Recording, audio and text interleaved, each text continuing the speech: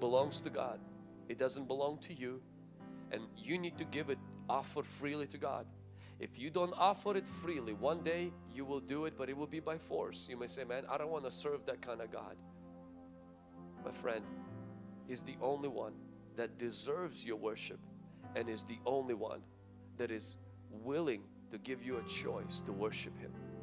And when you do that, something shifts in your heart and in your life, and God's pleasure, God's joy, God's blessings begin to flow. Let's read one more verse, and that is in Matthew chapter 2 and verse 2. Matthew chapter 2 verse 2, it says this: "Where is he who has been born the King of the Jews? For we have seen his star in the east and have come to worship him." Verse 8. "When he sent them to Bethlehem, he said, go and search carefully for the young child. And when you have found him, bring him back. Bring a word to me that I may come and worship him also."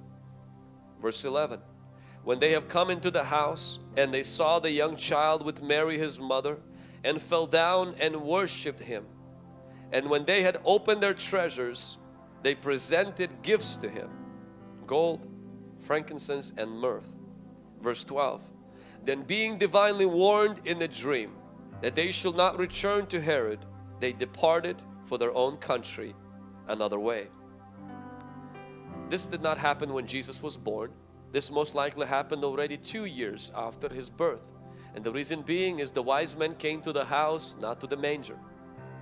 It took them from 800 to 900 miles to get to Jesus. Some scholars and historians tell us that it took them 2 years to get to this place. Jesus was already a young, we see not a baby, but we see a young boy. We see that they come to worship.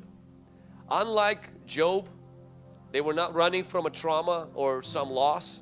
Unlike the Gentile woman, they were not trying to get a miracle. Their life was very good. Their life, they most likely were very wealthy, very established. They were wise, they were smart, they were very educated.